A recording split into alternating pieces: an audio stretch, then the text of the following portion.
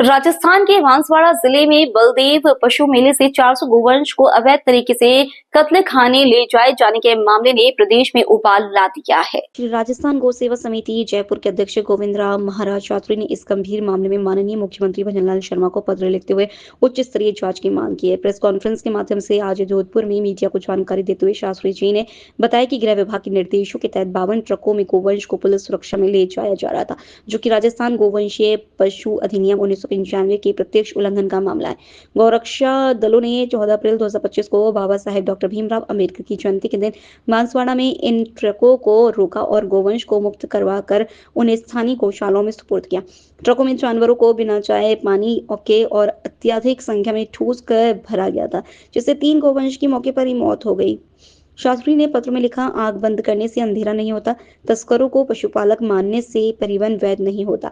उन्होंने आरोप लगाया कि इस मामले में संबंधित अधिकारियों और गृह विभाग की मिलीभगत रही, जिन्होंने बिना सत्यापन की अनुमति प्रदान की। समिति ने यह भी मांग रखी कि गोवंश के अवैध परिवहन से संबंधित खामियों को दूर कर सख्त कानून बनाया जाए। साथ ही पशु सूची से बेल को हटाने की अपील भी की गई, ताकि इस प्रकार की तस्करी पर पूर्ण विराम लगाया जा सके। मेड़ता सिटी में पशु मेले के आयोजन के समापन के अवसर पर राजस्थान के गोवंश को अन्य राज्यों में भेजने का एक जो कार्य हुआ, जो अत्यंत विचारणीय निंदनीय एक कार्य हुआ, जिसमें पशु जान करके गोवंश है लेकिन उसको पशु की संज्ञा दी गई है सरकारी नियमों के अनुसार से। और हम लोग मानते हैं कि जो गाय के उदर से जिसका जन्म हुआ है उसको पशु संज्ञा न दे करके गोवंश की संज्ञा दी जाए, जिससे और मुख्य रूप से राजस्थान से बाहर भेजने की कहाँ आवश्यकता हुई, जब कृषि हमारे राजस्थान में ही हो रही है। तो राजस्थान के भीतर ही ऐसी एक जागृत करे जिससे यहाँ पर किसान खेती जो है बैलों से करे।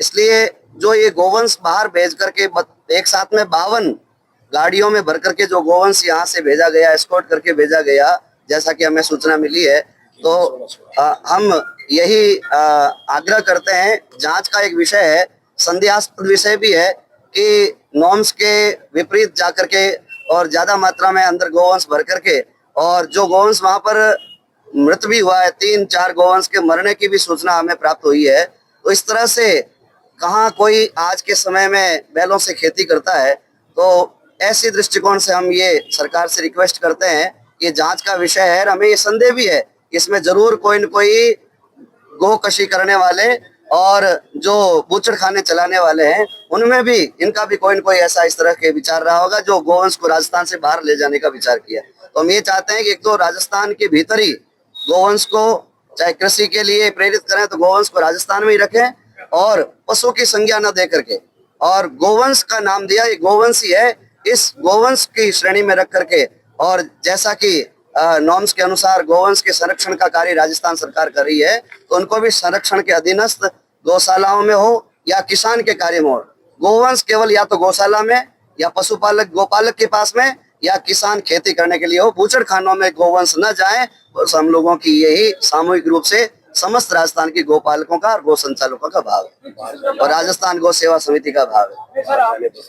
और बाहर जाने पर पूर्णतः रोक लगे, बूचड़ खाने में गोवंश न जाए। आपको लगता है बूचड़ खाने में जाने? हमें यही संदेह रहा कि आज तक इतना बड़ा रिकॉर्ड, इतना बड़ा गोवंश कभी भी ट्रकों में भर करके बाहर नहीं ले जाया गया। तो हमें ये संदेह है कि जरूर इतनी बड़ी संख्या में गोवंश ले जाने का, जबकि एकदम से कोई कृषि क्रांति तो आ नहीं गई कि किसान को एकदम से ट्रैक्टर छोड़ दिए और सब बैलों पर खेती करने लगे, ऐसा तो कुछ हुआ नहीं है। इसलिए हम ये पूरा पक्का संदेह है। हम ये चाहते हैं कि राजस्थान का गोवंश राजस्थान से बाहर नहीं जाए, क्योंकि गाय की भी एक प्रकृति होती है। राजस्थान में पला बड़ा जो गोवंश है वो राजस्थान की स्थिति परिस्थितियों के भीतर ही रहेगा। यहाँ के किसान ही उसको प्राप्त करें, ऐसा नियम होना चाहिए। और मैं तो ये चाहता हूँ कि इन मेलों पर खास करके सरकार की और ईमानदार अफसरों की जो है निगरानी रहे। ऐसे अफसर वहां पर लगाएं जो भावनात्मक रूप से गाय की सेवा भी करें और सेवा की दृष्टिकोण से ये हो, और इस विषय को हम जांच के विषय में डालते हैं। लोकल से लेकर ग्लोबल तक की खबरों के लिए देखते रहिए सच्ची रिपोर्ट।